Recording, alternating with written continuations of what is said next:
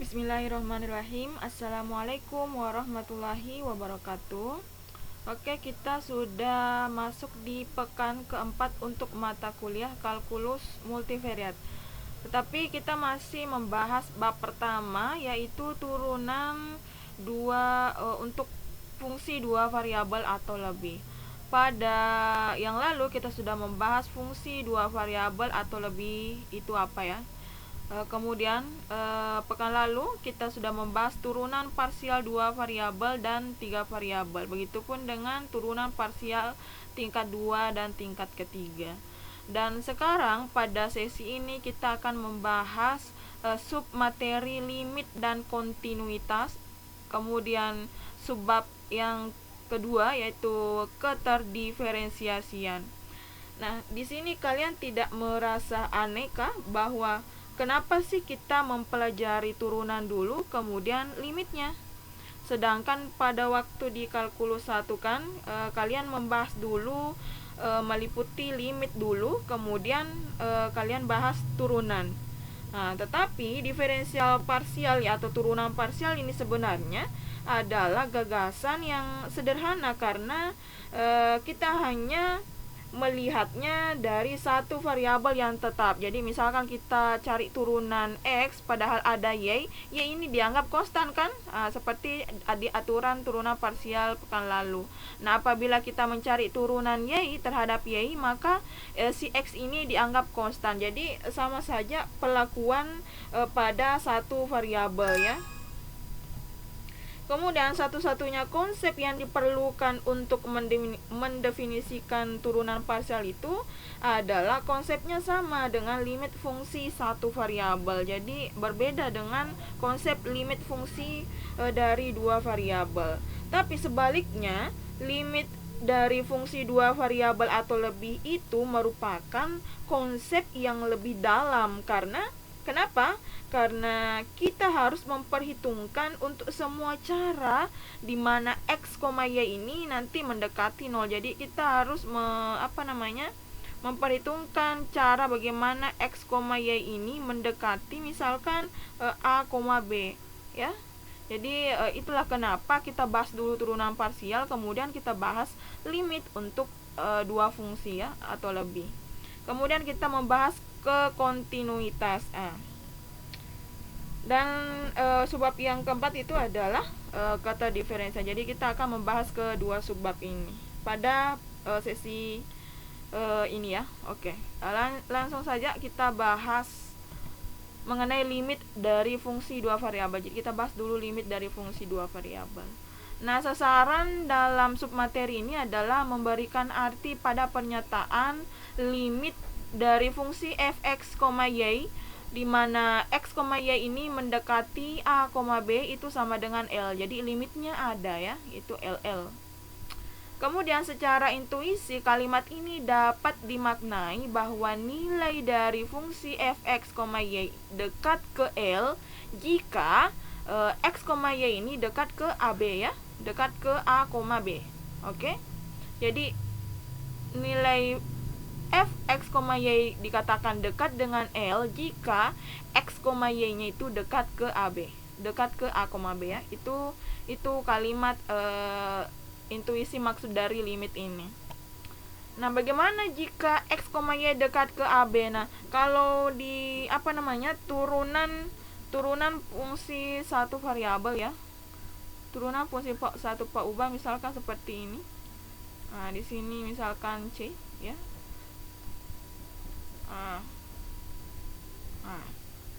Ini hanya kita membahas limit kiri dan limit kanan. Jika limit kiri sama dengan limit kanan, maka limit fungsi tersebut ada ya. Oke. Nah, bagaimana kalau x, y dekat ke a, b? Jadi kita tidak hanya membahas limit kiri dan limit kanan. Kita tidak hanya membuktikan apakah limit kirinya sama dengan limit kanannya, tetapi bagaimana? Nah, perhatikan ini. Ada misalkan x, y dekat ke AB itu memiliki banyak alur, memiliki banyak cara. Apakah dia sepanjang x ya, di sepanjang sumbu X atau dia di sepanjang sumbu Y. Jadi banyak alur untuk mendekati A, B ini ya. apakah jalurnya X sama dengan Y. Nah, maka ini jalurnya ya. Jadi kita memperhitungkan banyak cara untuk mendekati A, B ini. Tidak sama kalau di satu peubah saja, hanya memperhatikan apakah dia mendekati dari kiri atau dia mendekati dari kanan, kan? Jadi itu kenapa sejak awal tadi saya mengatakan bahwa konsep dari limit ini harus lebih dalam, karena kita harus memperhitungkan untuk semua cara bahwa X, Y ini mendekati A, B. Oke, sampai sini paham? Lanjut, kita ke definisi mengenai limit fungsi dua variabel. Jadi dikatakan bahwa limit f(x, y) di mana x, y ini mendekati A, B itu sama dengan L. Artinya untuk setiap epsilon yang lebih dari 0 atau positif, terdapat delta yang juga besar 0 yang berpadanan sedemikian hingga jadi delta ini ada antara 0 dan delta ini ada lagi yang lebih kecil, yaitu apa? Mutlak dari atau panjang dari vektor x, y kurang A, B ya. Maka fx, y kurang L ini lebih kecil dari epsilon. Karena tadi apa? Jadi dapat disimpulkan bahwa delta ini lebih kecil dari epsilon. Bagaimanapun kecilnya epsilon, masih ada delta yang lebih kecil ya. Nah, untuk interpretasi ini bahwa panjang x, y kurang A, B ini, jadi dipikirkan bahwa X, Y dan A, B ini sehingga panjangnya X, Y kurang A, B itu sama dengan akar. Jadi mencari panjang dua vektor itu akar X kurang A pangkat 2 ditambah Y kurang B pangkat 2. Ini vektor dua dimensi ya. Dan titik-titik yang memenuhi itu adalah panjang X, Y kurang A, B ini lebih besar 0 dan lebih kecil dari delta. Adalah semua titik-titik dalam lingkaran atau radius delta kecuali titik pusat A, B. Jadi semua titik-titik dalam lingkaran radius delta ini kecuali titik pusat A, B yang memenuhi ini ya, yang memenuhi panjang X, Y kurang A, B yang lebih besar dari 0 dan lebih kecil dari delta. Oke ya, ini definisi dari limit dua fungsi. Jadi hampir sama sih dengan limit satu fungsi, cuma kita harus membuktikan bahwa jalurnya itu, caranya itu apakah semuanya sama. Kalau misalkan kita temukan ada dua jalur yang memiliki nilai limitnya berbeda, otomatis fungsi itu nantinya tidak ada nilai limitnya. Oke, di sini ada beberapa poin yang perlu diperhatikan dari definisi limit fungsi dua variabel, yaitu pertama, jalur pendekatan ke A, B itu tidak penting, banyaknya tidak penting. Artinya bahwa jika jalur pendekatan yang berlainan menuju nilai-nilai L yang berlainan, maka limit tidak ada. Jadi seperti yang Ibu katakan tadi, bahwa jika jalur pendekatan yang berlainan menuju nilai-nilai L yang berlainan pula, jadi kita hanya bisa menunjukkan dua jalur yang pendekatannya yang berlainan menuju L yang berlainan, maka sudah dikatakan bahwa limitnya itu tidak ada ya. Misalkan apakah sepanjang X beda dengan limit apabila di sepanjang Y, maka kita bisa simpulkan bahwa limitnya tidak ada.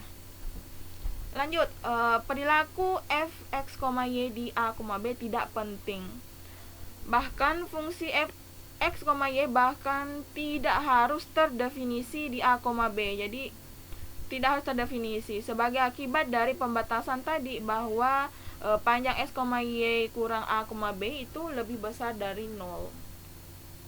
Definisi, kemudian poin yang ketiga, definisi diekspresikan sedemikian hingga dapat diperluas ke fungsi tiga variabel. Jadi misalkan kalau tiga variabel, maka ini langsung saja x, y, z dikurang A, B, C. Tapi kalau lebih dari tiga variabel, ya kita ambil saja X1, X2, X3, X4 dan seterusnya.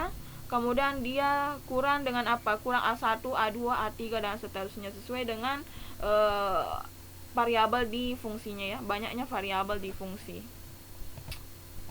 Lanjut, jika fx, y ini adalah polinomial, maka limit fx, y dengan x, y mendekati a, b sama dengan a, b. Jadi langsung saja kita substitusi x, y nya dengan a, b kalau fungsinya polinomial. Tetapi jika bentuk kedua, ini ada bentuk kedua, jika fx, y nya ini merupakan bilangan fungsi rasional, artinya apa? Di pembilangnya p fungsi x, y ada p ya, p fungsi p x, y per q fungsi q x, y dengan p dan q itu masing-masing polinomial, maka nilai limit dari fungsi fx, y ini adalah p a, b per q a, b. Tapi q a, b, fungsi q a, b nya ini tidak boleh sama dengan 0 ya. Seperti itu. Jadi kita harus membuat kalau fungsi q a, b nya ini tidak sama dengan 0, maka nilai limitnya ada. Tetapi kalau dia sama dengan 0, penyebutnya 0 nanti, maka dapat disimpulkan bahwa limit dari fungsi f-nya itu tidak ada. Nah, seperti yang ini ya, lebih lanjut. Jika q x, y-nya itu sama dengan 0 ya, seperti Ibu katakan tadi, maka nilai limit dari fungsinya tidak ada ya. Oke. Nah, untuk lebih jelasnya kita ke contoh, hitunglah limit-limit berikut jika ada. Nah, pertama limit x pangkat 2 kali y tambah 3y. Nah, ini bentuk pertama tadi ya, bentuk polinomial. Ini bentuk polinomial, jadi kita langsung saja substitusi. Maka limitnya ini sama dengan apa? Sama dengan x-nya 1 ya. X-nya mendekati 1, y-nya mendekati 2. Jadi 1 pangkat 2 kali 2 tambah 3 kali 2. Ini sama dengan apa? 3, 2 tambah 3 kali 2, 6. Ini sama dengan 8 ya. Jadi limit x pangkat 2y tambah 3y untuk x, y mendekati 1, 2 itu sama dengan 8 ya. Kita langsung substitusi kalau fungsinya itu polinomial. Tapi berdasarkan contoh kedua ini, hitunglah limit-limit berikut jika ada. Ini ada fungsi rasional ya. Nah, bagaimana cara mencari nilai limitnya? Nah, berdasarkan teorema tadi, jika ini fungsi yang kedua adalah fungsi rasional ini, tetapi limit dari penyebutnya sama dengan 0. Jadi, kalau kita substitusi 0,0 di sini, jadi nanti ini penyebutnya 0 ya, 0 tambah 1. Nah, maka dapat disimpulkan bahwa walaupun pembilangnya 1 tapi penyebutnya 0, maka fungsi limit dari fungsi x kuadrat tambah y kuadrat tambah 1 per x kuadrat kurang y kuadrat dengan x, y-nya itu mendekati 0,0 tidak ada. Jadi tidak mempunyai limit. Oke. Nah, berdasarkan teorema tadi ya. Oke, lanjut. Dalam kasus tertentu, limit fungsi dua variabel khususnya di titik asal. Titik asal itu adalah titik 0,0 ya, masuk dari titik asal ini adalah 0,0. Dapat dianalisis dengan lebih mudah dengan mengubah fungsi ke koordinat polar ya. Kita ubah fungsinya ke koordinat polar, misalkan kita temukan seperti ini. Dalam hal ini poin penting yang perlu diingat bahwa jika x, y mendekati 0,0, maka jika dan hanya jika r-nya itu sama dengan akar x kuadrat tambah y kuadrat, atau itu mendekati 0, atau bisa dikatakan r kuadrat ini sama dengan x kuadrat tambah y kuadrat itu mendekati 0 ya. Dengan ekspresi ini, limit fungsi dua variabel diekspresikan sebagai limit satu variabel R saja. Jadi, kita limit dua fungsi X, Y ini tadi diekspresikan menjadi satu variabel, yaitu R ya. Kita ubah X, Y menjadi R. Nah, berdasarkan koordinat polar telah diketahui juga X sama dengan apa? X sama dengan R cos theta. Jadi, kita bisa juga ubah X-nya itu sebagai R cos theta. Kemudian Y-nya apa? Y-nya itu R sin theta ya. Nah, jadi kita bisa gunakan juga ini untuk mensubstitusi X dan Y ke bentuk koordinat polar ya. Oke. Sekarang kita lanjut ke contoh dengan menggunakan itu tadi, menggunakan substitusi koordinat polar. Di sini ada limit sin X pangkat 2 tambah Y pangkat 2 per 3X pangkat 2 tambah 3Y pangkat 2 dengan X, Y itu mendekati 0,0. Jadi kita mau cari limitnya ini jika ada ya, jika ada. Pertama, kita bisa limit X, Y mendekati 0,0 itu kita ubah ini menjadi sin tadi apa, X pangkat 2 tambah Y pangkat 2 itu adalah R pangkat 2 ya, R pangkat 2 per ya. Lanjut, ini kita ubah menjadi 3 ya. Ini kan bisa diubah menjadi 3 dalam kurung X pangkat 2 tambah Y pangkat 2, atau ini sama dengan 3 R pangkat 2 ya. Oke, paham sampai di sini? Oke, ini sama dengan sepertiganya kita keluarkan dari limitnya. Limit X, Y mendekati 0,0 sin R pangkat 2 per R pangkat 2. Masih ingat waktu di trigonometri bahwa sin T per T untuk limit yang mendekati 0, jika ini ya, kita review limit misalkan T mendekati 0, maka dari sin T pangkat 2 per T itu apa? Ini sama dengan 1 ya. Ini sama dengan 1, masih ingat? Masih ingat dong ya. Jadi dapat disimpulkan sepertiga kali 1, nilai limitnya di 1, maka ini sama dengan sepertiga. Jadi limit fungsi sin X kuadrat tambah Y kuadrat per 3X kuadrat tambah 3Y kuadrat itu dengan X, Y mendekati 0,0 itu adalah sama dengan sepertiga. Tetapi kalau kita langsung substitusi 0,0 nya ini ke limit fungsi semula tanpa kita substitusi dulu ke bentuk polar, maka tentu nanti kita dapatkan penyebut 0 kan. Kalau dapatkan penyebut 0, nanti kita bisa simpulkan bahwa limitnya tidak ada, padahal limitnya ada ya, yaitu sepertiga. Dengan mensubstitusi fungsi ini menjadi koordinat polar ya. Oke. Lanjut contoh kedua. Contoh kedua ini lagi-lagi pengubahan ke koordinat polar. Jadi kita tulis lagi, kan tadi apa? X sama dengan R cos theta ya. Kemudian Y-nya sama dengan R sin theta. Dan X kuadrat tambah Y kuadrat itu sama dengan R kuadrat. Oke. Kita ubah nilai limitnya ini menjadi limit X, Y dekat 0,0 R cos theta kali R sin theta per R kuadrat kan. Lanjut, ini ada R, ini ada juga ada R kuadrat, ini R berarti R kuadrat, jadi kita bisa seperti ini. R kuadratnya nanti habis ya. Limit X, Y dekat 0,0 cos theta sin theta ya. Oh sorry, mestinya kita langsung ubah ini jadi R ya, karena kita sudah substitusi tadi ya.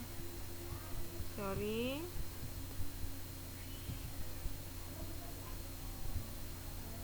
karena kita sudah substitusi X, Y nya menjadi R, maka tentu kita juga ubah variabelnya jadi R.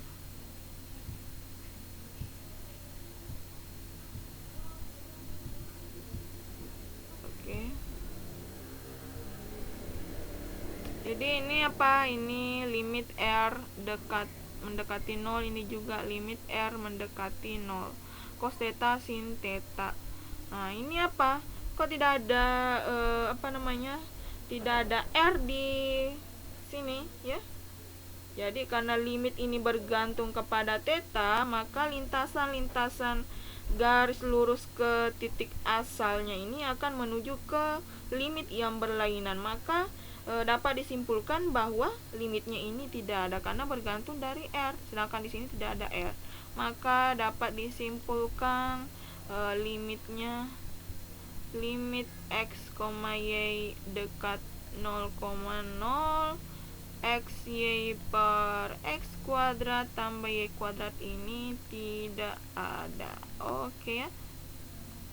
Walaupun kita ubah ke koordinat polar bisa saja ini nilai limitnya tidak ada. Yang penting kita bisa buktikan kenapa bisa limitnya tidak ada, kenapa bisa limitnya ada, dan seterusnya ya. Oke. Lanjut, ini ada contoh soal. Carilah nilai limit yang ditunjukkan dengan koordinat polar untuk pertanyaan 1 dan 2. Nah, sekarang kalian pause videonya dan cari nilai limit dari nomor 1 dan 2 jika ada ya. Dengan cara yang sama tadi, ubah dulu ke koordinat polar. Oke. Setelah kalian kerjakan, lanjut ke videonya. Kita bahas mengenai kekontinuitas fungsi dua variabel. Sini ada definisi mengenai kontinuitas pada satu titik. Suatu fungsi f(x, y) dikatakan kontinu di titik A, B jika memenuhi syarat. Jadi ada 3 syarat bahwa fungsi f(x, y) ini kontinu di titik A, B ya. Kontinu di satu titik. Syarat pertama itu nilai fungsinya itu di nilai di A, B ini ada ya. Dia mempunyai nilai. Fungsinya mempunyai nilai di A, B. Kemudian fungsinya mempunyai limit di A, B. Selain dia mempunyai nilai, dia mempunyai limit. Jadi kita harus buktikan lagi apakah fungsinya tersebut mempunyai limit. Kalau tidak ada, maka otomatis fungsinya tidak kontinu.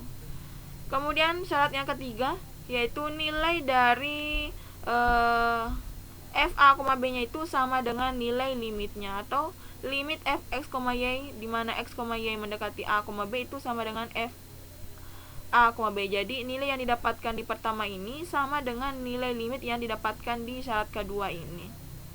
Jadi ingat ya, untuk menyatakan fungsinya itu kontinu ada 3 syarat. Pertama, nilai fungsinya ada di titik tersebut. Kemudian nilai limitnya ada di titik tersebut. Kemudian yang ketiga, nilai fungsinya sama dengan nilai limitnya. Oke ya,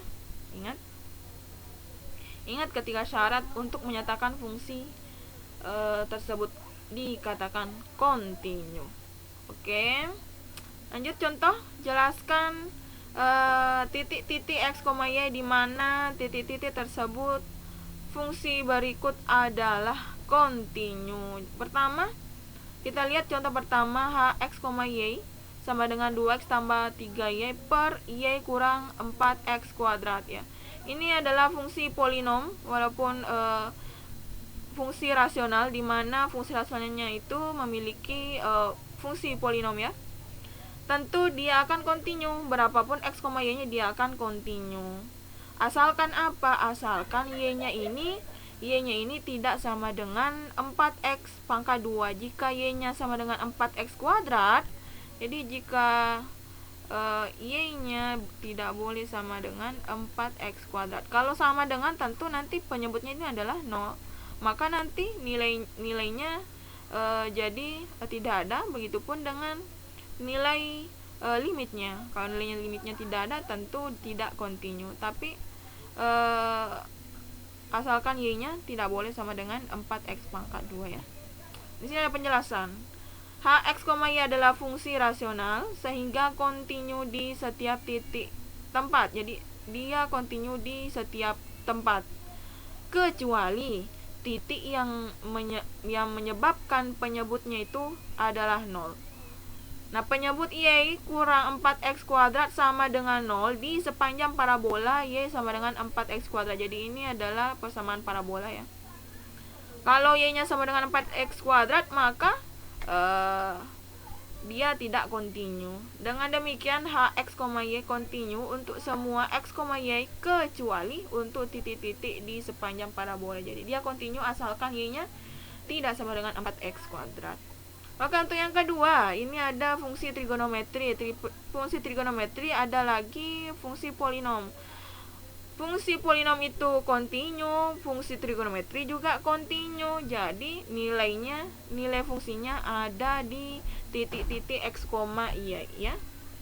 Oke, ini perhatikan.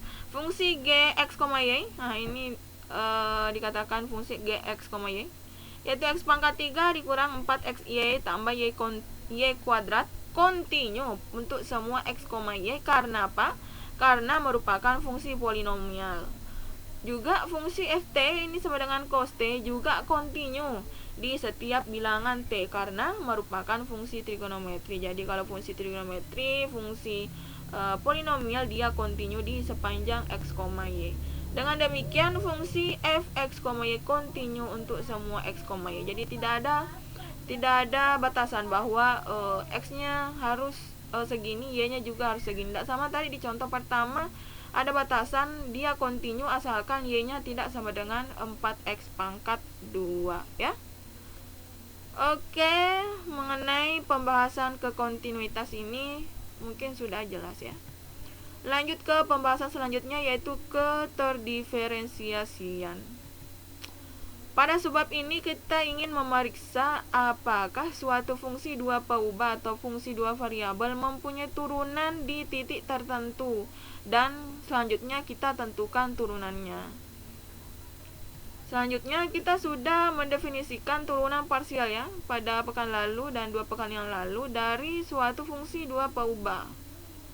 Tapi eksistensi turunan parsial di suatu titik tidak memberikan kita informasi tentang nilai fungsi di sekitar titik tersebut. Seperti yang saya katakan tadi di awal, turunannya tidak memberikan kita informasi pendekatan di sekitar titik apapun itu ya.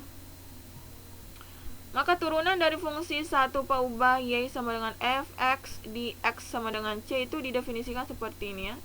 Masih ingat ya? Ini untuk turunan satu peubah ya. Bahwa f aksen C itu sama dengan limit fc tambah h kurang fc per h, di mana h itu mendekati 0 ya. Ini apa namanya? Definisi turunan dengan limit ya. Dengan menggunakan konsep limit.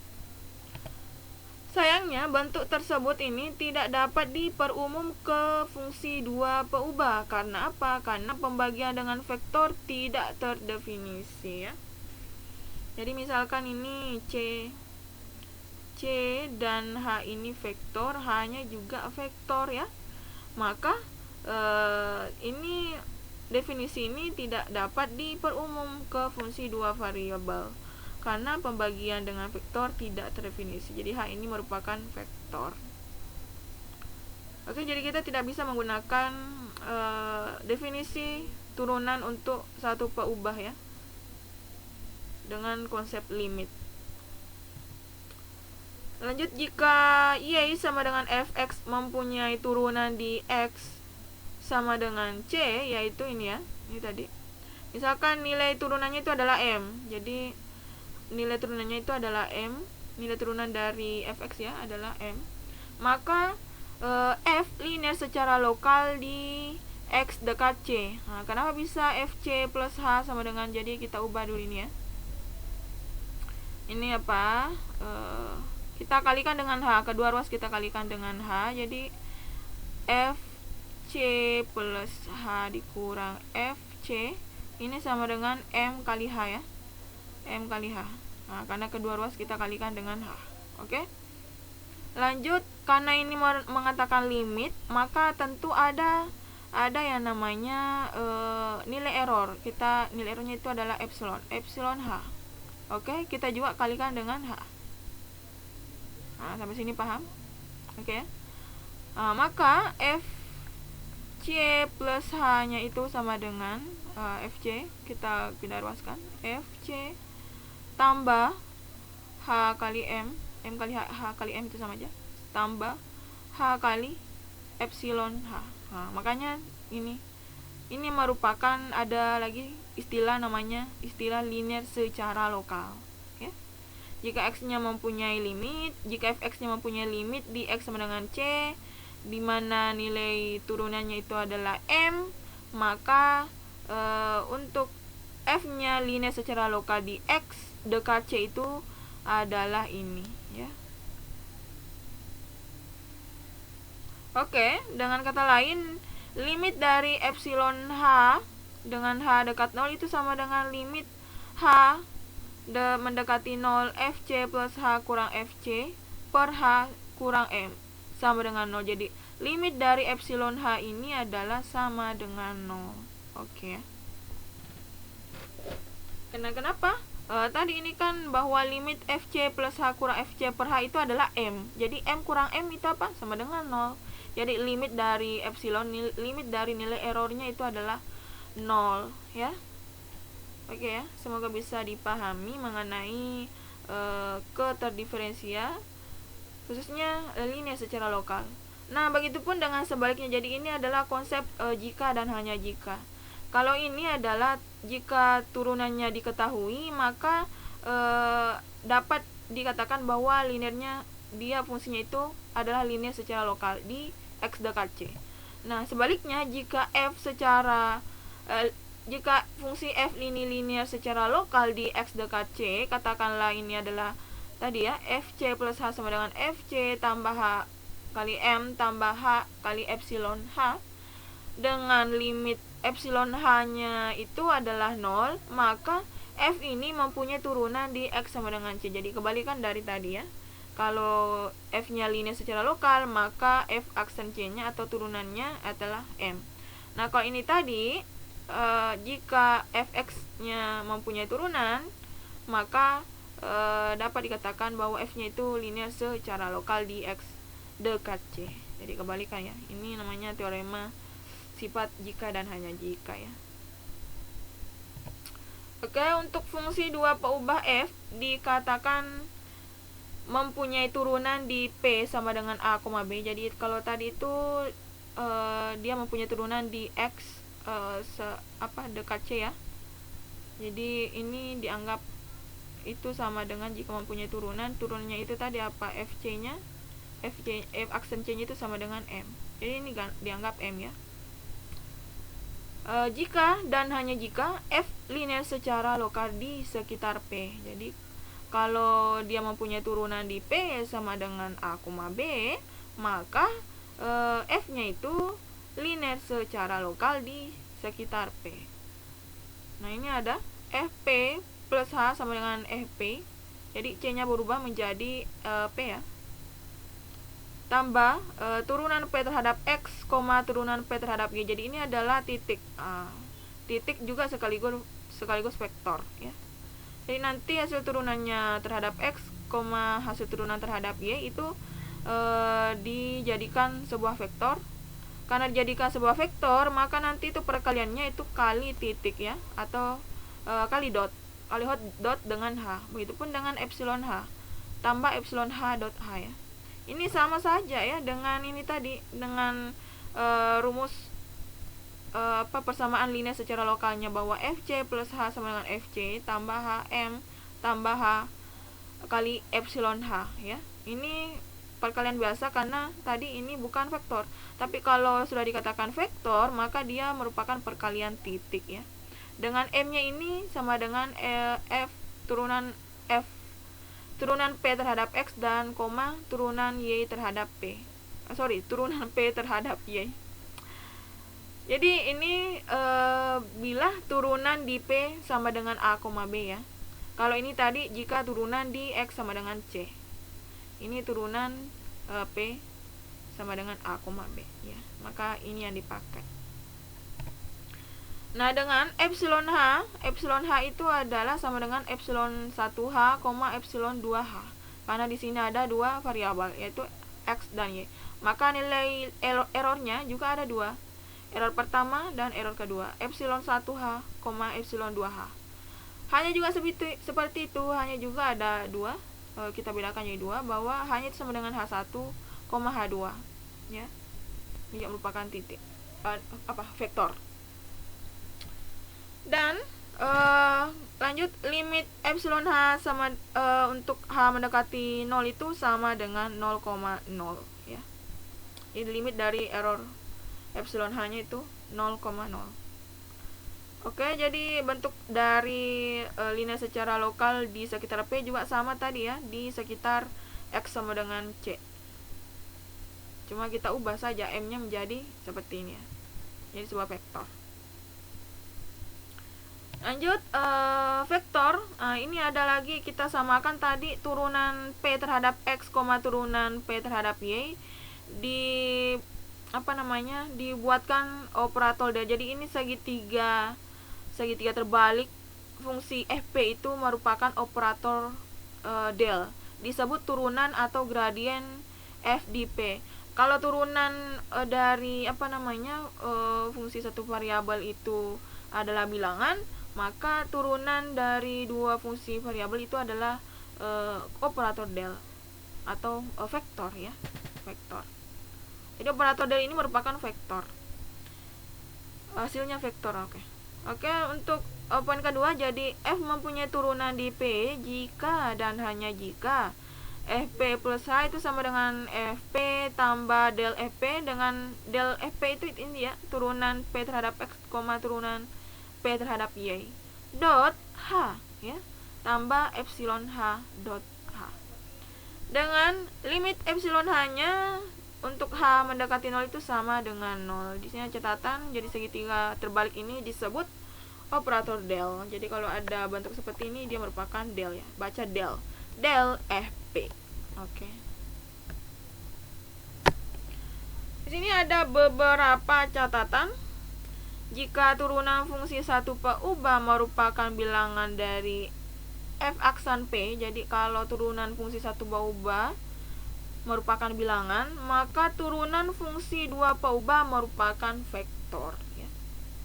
Del Fp itu sama dengan adalah turunan P terhadap X, turunan P terhadap Y. Jadi ini merupakan bentuk vektor. Dan hasil kali dari del Fp dot H dan epsilon H dot H itu merupakan hasil kali titik, karena kita berbicara mengenai vektor ya. Jadi kita pakai operasi hasil kali titik. Lanjut, catatan yang ketiga, definisi turunan fungsi 3 atau lebih ubah dapat dirumuskan secara serupa. Jadi kalau misalkan 3 variabel, maka kita langsung saja tulis seperti ini.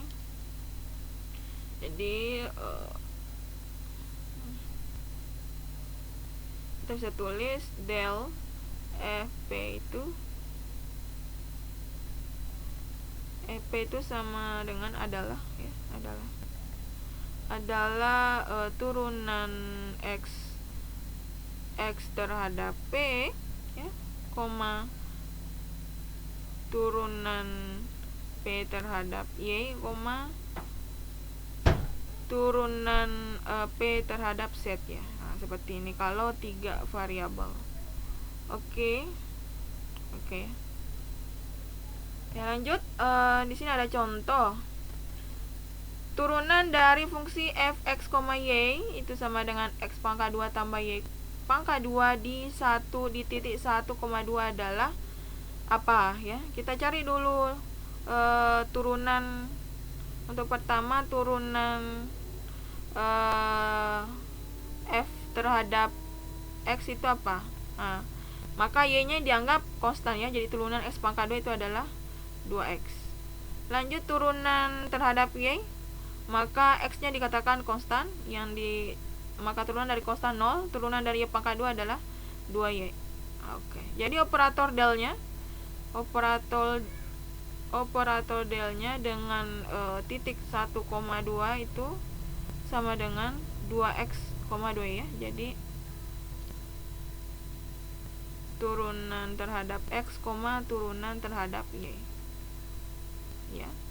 turunan X terhadap turunan P terhadap X itu adalah 2X, turunan terhadap Y itu adalah 2Y, dengan X dengan titik 1,2 ya, jadi 2 kali 1 2, 2 kali 2 4. Maka del F 1,2 itu sama dengan 2,4. Lanjut, perhatikan bahwa untuk H, K itu dekat 0,0, fungsi F linear secara lokal. Maka tadi itu apa? Tadi ini F H, K ya. H, K ini tadi ada C.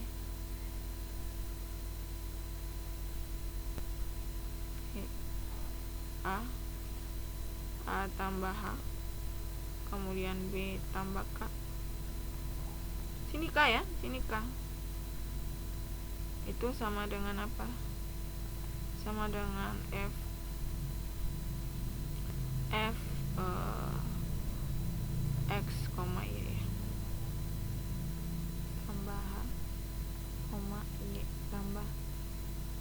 Y tambah K ya. Oke. Jadi sini F 1 tambah H, 2 tambah K itu sama dengan tadi ini X pangkat 2, maka 1 tambah H pangkat 2, karena dia di titik H, K nya itu dekat 0,0. Kemudian 2 tambah isi lagi K ya, karena H, K itu pangkat 2. Jadi ini apa? 1 tambah H pangkat 2 itu adalah 1 tambah 2H tambah H pangkat 2 tambah 2 tambah K pangkat 2 itu adalah 4 tambah 4K ya, di sini 4K. 4K ditambah K pangkat 2 ya. K pangkat 2. Oke, kita jumlah yang sejenis ya. 1 tambah 4 5 ya. Nah, kemudian 2H di sini ada 4K. Itu sama saja dengan operator kali titik atau dot 2,4, jadi 2,4 dot H, K itu sama saja 2H tambah 4K ya kan? Masih ingat ya operator apa namanya, operasi titik ya, kali titik atau operasi dot. Kemudian di sini apa? Ini H pangkat 2, di sini K pangkat 2, maka operasi dotnya itu H, K dot H, K. Ini kan H, K dot H, K itu adalah H pangkat 2 tambah K pangkat 2 ya kan? Jadi kita ubah ke bentuk apa namanya tadi? Linear lokal ya, bentuk linear lokalnya ya. Di sini epsilon H, K itu sama dengan H, K mendekati 0,0. Jadi nilai errornya, nilai epsilonnya adalah 0 ya. Jadi tak perlu ditulis. Oke, ini untuk contoh dari linear lokal di mana turunan dari P itu dekat turunannya itu dekat A, B ya. P nya turunan di P itu A, B sama dengan A, B. Oke, ini dia contohnya, semoga bisa dipahami ya. Oke, lanjut ke teorema. Jika F mempunyai turunan parsial di mana turunan terhadap X dan turunan terhadap Y yang kontinu, jadi keduanya kontinu pada suatu cakram yang memuat A, B, maka F mempunyai turunan di A, B. Jadi kalau turunan parsial terhadap X ada, mempunyai ya, kemudian punya juga turunan terhadap Y, maka yang kontinu, maka F nya itu mempunyai turunan di A, B. Oke. Ini ada contoh fungsi X, Y sama dengan X kuadrat tambah Y kuadrat. Ini mempunyai turunan parsial. Itu turunan terhadap X-nya adalah 2X dan turunan terhadap Y-nya itu adalah 2Y yang kontinu pada R, sehingga F mempunyai turunan di setiap titik ya. Karena dia kontinu, dia berdasarkan tadi teorema ini, kalau turunannya ada mempunyai turunan terhadap X, mempunyai turunan terhadap Y dan kontinu pada R, sehingga F ini mempunyai turunan di setiap titik. Jadi titik apapun, karena dia kontinu di R ya, maka nilai turunannya dia mempunyai turunan di setiap titik. Titik apapun itu asalkan bilangan real. Oke ya, mengenai teorema ini. Lanjut contoh. Perlihatkan bahwa fungsi x, y, x kali e pangkat y tambah x kuadrat kali y dapat diturunkan di mana-mana. Kemudian hitung gradiennya, lalu carilah persamaan bidang singgung di 2,0. Jadi ada beberapa yang ditanyakan.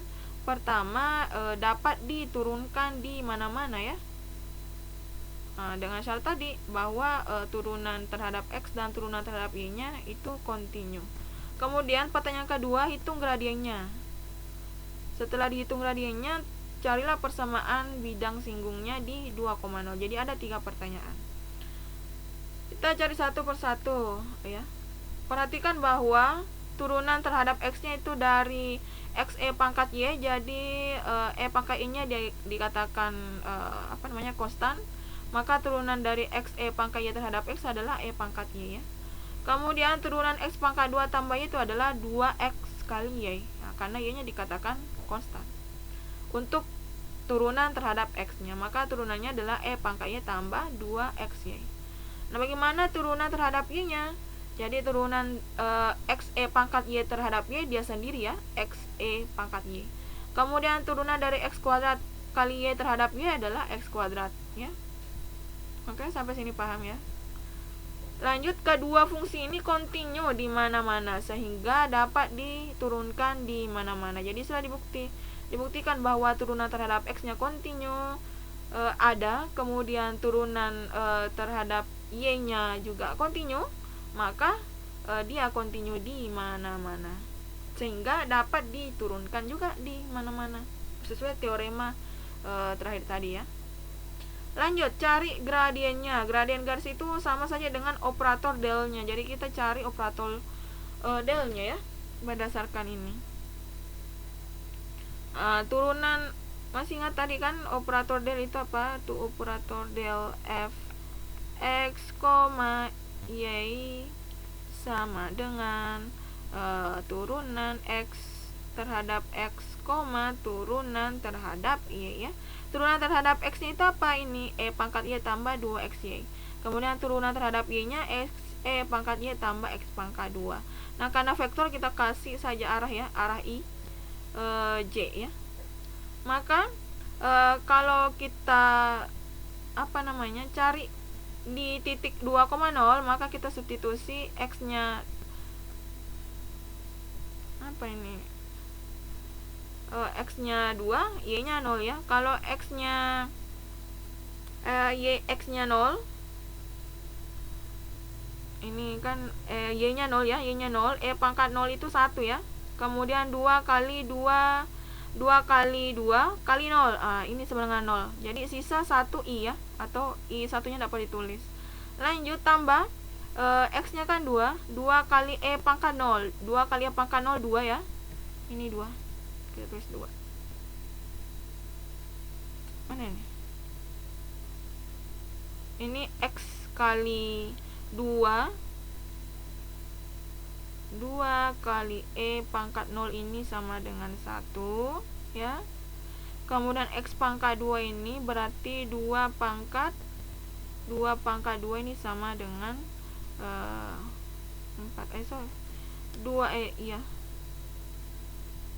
2 kali e pangkat 0 ini sama dengan 2 ya. E pangkat 0 nya 1 kali 2 berarti 2 tambah 4 6. Makanya di sini 6j ya.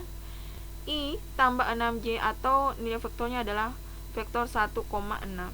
Oke, jadi operator del untuk di titik 2,0 nya itu adalah 1,6.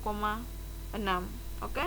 Lanjut, adapun kita cari pertanyaan ketiga itu persamaan bidang singgungnya. Persamaan bidang singgung antara lain adalah ini f2,0 jadi fx, y tambah operator del kali h ya. Ini titik 2,0 dot x kurang 2, y ya. Lanjut, f2-nya 2 tambah operator del-nya itu 1,6 tadi ya, kali dot x kurang 2, y. Maka kita kali 2 ya, tambah x kurang 2 tambah 6y, atau ini sama dengan apa? Masih ini kamu bergerak. Ini sama dengan apa? 2 kurang 2 0, maka ini sama dengan X tambah 6Y. 6Y ya. Oke. Ini untuk contoh pertama. Lanjut, ini contoh kedua, carilah operator del dari F1,2,0 jika fungsinya itu sama dengan X sin Z tambah X pangkat 2Y. Ini ada solusi. Perhatikan turunan terhadap X-nya. Turunan terhadap X adalah sin Z ya, sin Z tambah 2XY. Lanjut, turunan terhadap Y-nya adalah, ini kan tidak ada Y, maka dikatakan konstan. Jadi ini konstan, turunannya 0 ya, karena diturunkan terhadap Y. Kemudian turunan X kuadrat kali Y terhadap Y itu adalah X kuadrat. Jadi turunan terhadap Y-nya adalah X kuadrat.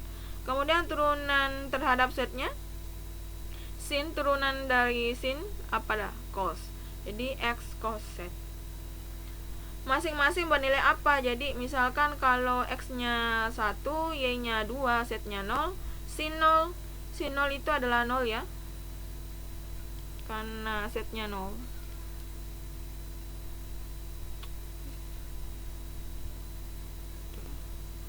Sin untuk turunan terhadap ini sin 0 f x turunan fx ya terhadap x dari 1 2 0 sama dengan ini 1 ini 2. Apa ini? 1 2 0 sin 0 sin Z itu 0 tambah 2 kali X-nya 1, Y-nya 2 ya. Ini sama dengan 2 kali 1 kali 2 adalah 4. Nah, sin 0-nya 0. Makanya di sini ada 4 ya. 4i. Karena kita berbicara mengenai vektor ya, 4i. Kemudian untuk f y-nya, turunan terhadap y-nya itu sama dengan x-nya 1 ya, 1 pangkat 2. Ini sama dengan 1 ya. 1J. Satunya tidak boleh tulis. Kemudian turunan terhadap Z-nya ya, ini ya, sama dengan 1 kali cos Z-nya 0. Cos 0 itu 1, jadi sama dengan 1 ya. Maka operator del 1,2,0 nya itu adalah 4i tambah 1j tambah 1k, atau kita bisa tulis dalam bentuk vektor, itu 4,1,1.